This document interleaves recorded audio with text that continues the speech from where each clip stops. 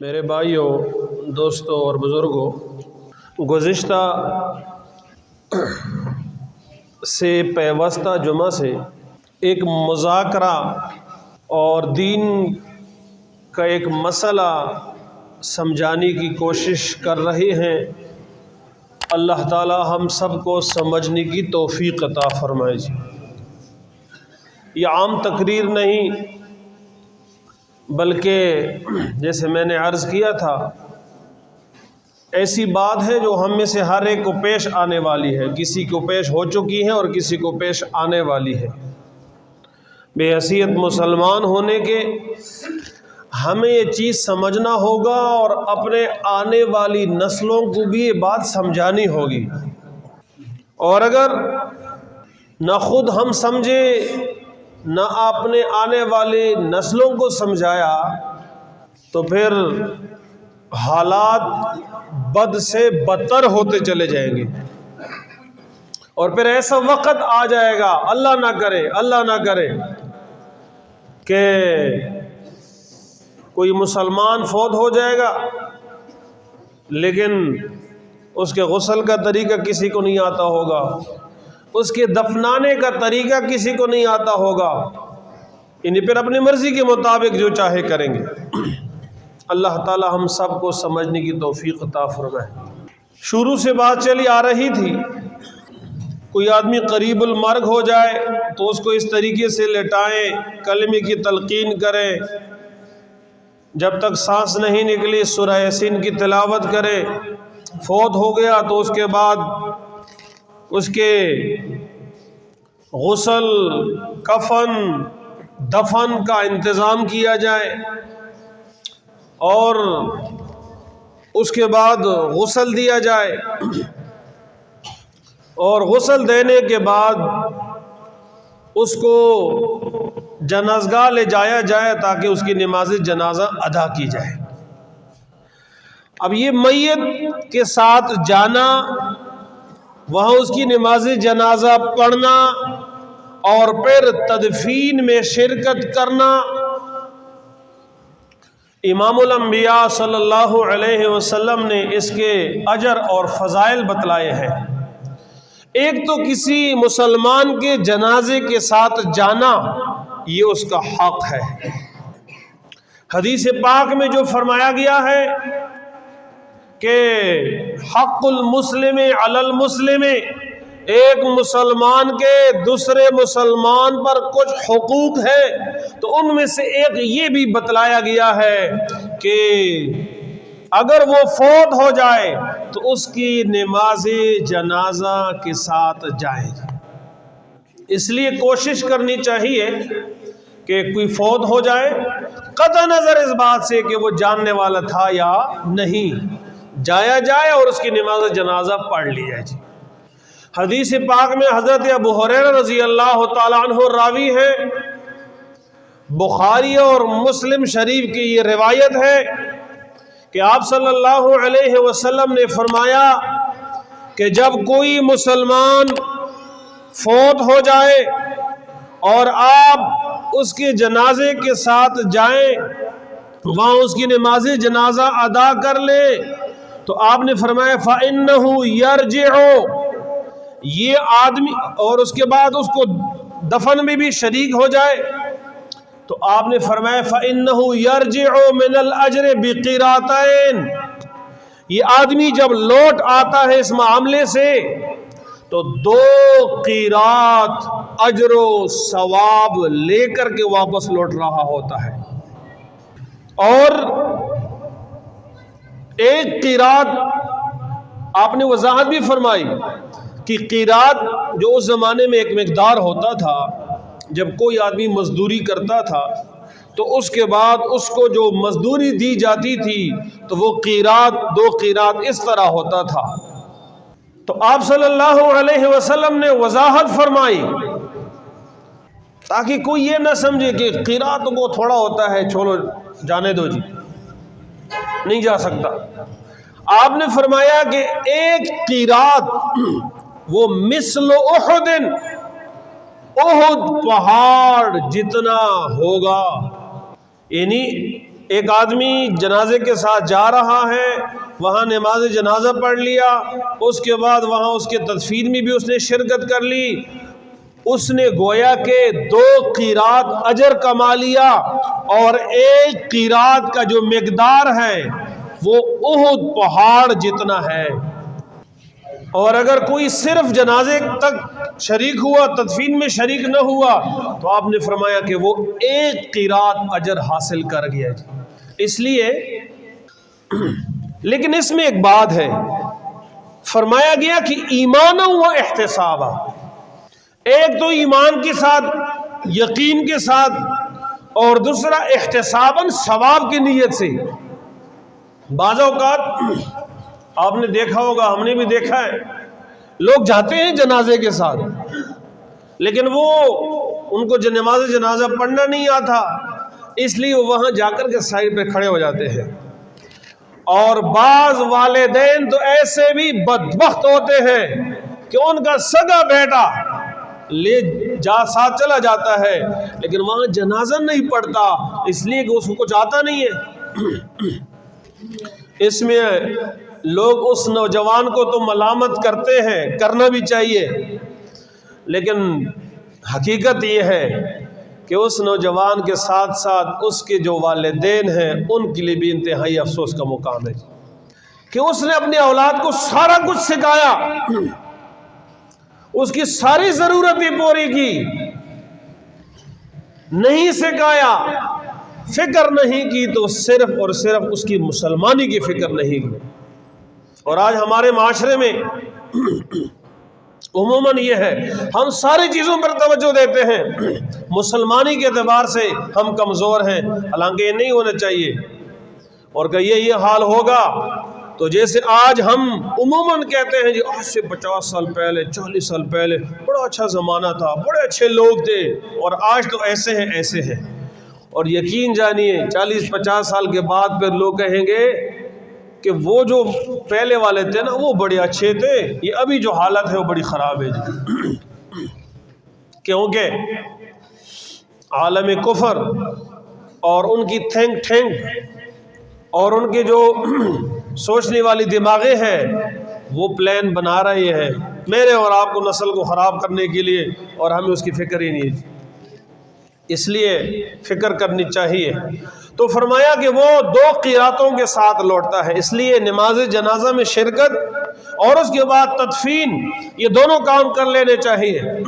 اللہ تعالی ہمیں کرنے کی توفیق عطا فرمائے۔ اور اس کے بعد ہاں یہ تعلیم ضرور دی گئی ہے کہ جب آپ جنازے کے ساتھ جائیں، بہتر یہ کہ آپ پیدل جائیں، نہیں جا سکتے سواری پر بھی جا سکتے ہیں، اور وہاں جا کر کے جب تک میت کو نیچے رکھا نہ ہو تب تک نہ بیٹھا جائے۔ بیٹھنے سے یعنی میت کو پہلے رکھنے دو نماز جنازے کے لیے، اس کے بعد آپ بیٹھے جی۔ نماز جنازہ پڑھ لیا، نماز جنازہ میں لوگ کتنے ہونے چاہیے یہ مسئلہ بھی امام الانبیاء صلی اللہ علیہ وسلم نے بتلایا ہے۔ امی عائشہ صدیقہ رضی اللہ تعالیٰ عنہ کی روایت ہے کہ آپ صلی اللہ علیہ وسلم نے فرمایا کہ جب کوئی مسلمان فوت ہو جائے اور مسلمانوں میں سے کچھ لوگ جا کر کے اس کی نماز جنازہ پڑھ لے تو اللہ رب العزت ان سفارش کرنے والوں کی سفارش کو قبول فرما دیتے ہیں۔ امی عائشہ کی روایت میں 100 لوگوں کا ذکر ہے، یعنی جب لوگ جائیں اور 100 تک لوگ اس کی نماز جنازہ پڑھ لیں تو یہ نماز جنازہ چونکہ ایک سفارش ہوتی ہے، اس میت کے لیے دعا ہوتی ہے، تو فرمایا کہ اللہ تعالیٰ ان کی اس سفارش کو قبول فرما دیتے ہیں۔ کتنے لوگ؟ 100 کا ذکر آیا ہوا ہے۔ اور حضرت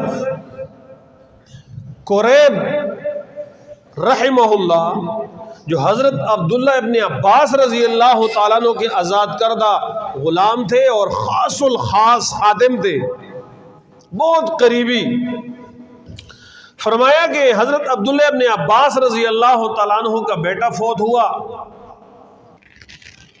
مکہ اور مدینہ کے درمیان میں ایک جگہ ہے، وہاں قدید یا کوئی اور جگہ کا نام ہے۔ تو ہم نے سارا کچھ کرنے کے بعد مجھے کہا، قریب کہتے ہیں عبداللہ ابن عباس رضی اللہ تعالیٰ عنہ کے نے، کہ جا کر دیکھے کتنے لوگ آئے ہوئے ہیں۔ میں گیا، میں نے دیکھا تو وہ تقریباً 40 تک لوگ تھے، 40 کے الفاظ ہیں۔ واپس آئے تو انہیں مجھ سے پوچھا، ہاں جی کتنے لوگ ہیں؟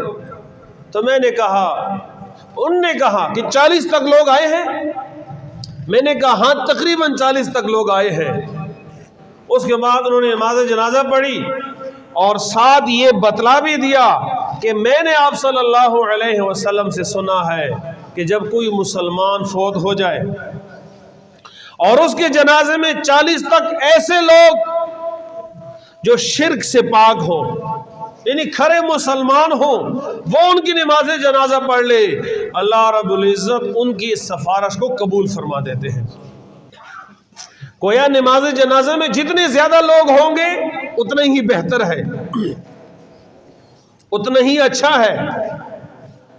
تیسری روایت حضرت ابن حبیرہ رضی اللہ تعالیٰ عنہ، وہ کہتے ہیں رضی اللہ تعالیٰ عنہ کہ میں نے آپ صلی اللہ علیہ وسلم سے سنا کہ جب کوئی مسلمان فوت ہو اور مسلمانوں کی 3 صفے اس کی نماز جنازہ ادا کر لے، اوجبت اللہ تعالیٰ کی رحمت کرم اس کے لیے لازمی ہو جاتی ہے۔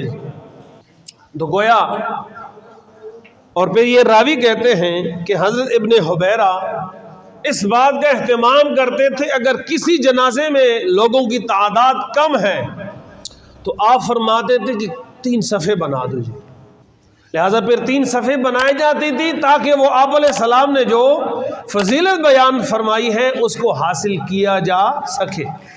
یہاں مسئلہ پیدا ہوگا کہ نماز جنازہ کے صفے کتنے ہونے چاہیے، تو خوب یاد رکھیے کہ نماز جنازہ کے صفوں کی کوئی مقدار متعین نہیں ہے کہ وہ 3 ہوں گے، 5 ہوں گے، 7 ہوں گے، 9 ہوں گے، 11 ہوں گے۔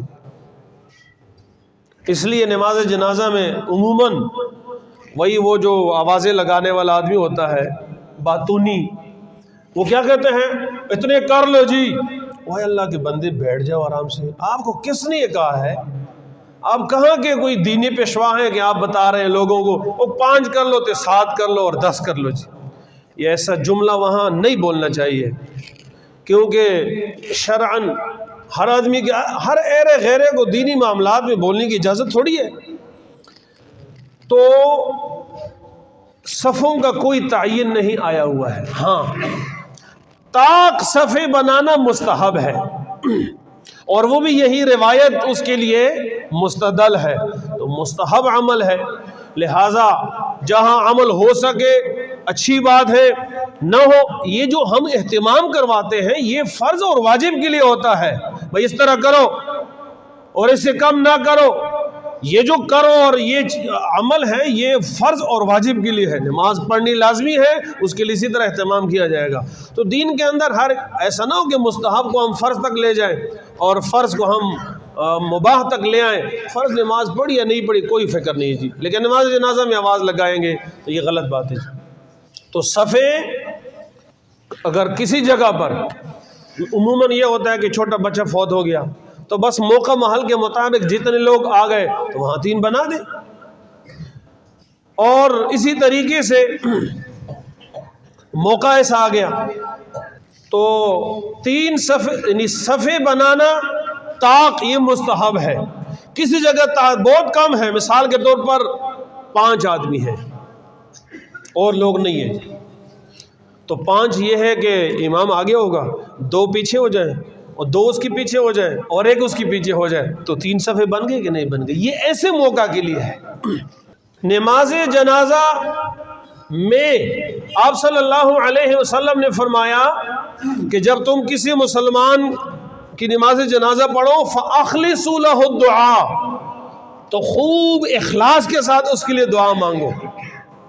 یعنی اس لیے کہ یہ نماز جنازہ خود ایک دعا ہے، اور ایسے عظیم الشان دعا ہے کہ اس سے پہلے ثنا اس کے لیے پڑھی جاتی ہے، اس کے لیے درود شریف کا اہتمام کیا جاتا ہے، اور پھر دعا پڑھی جاتی ہے.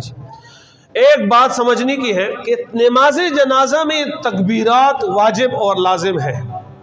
اگر ایک آدمی نماز جنازہ پڑھنا چاہتا ہے اور وہ اللہ اکبر نہیں کہتا،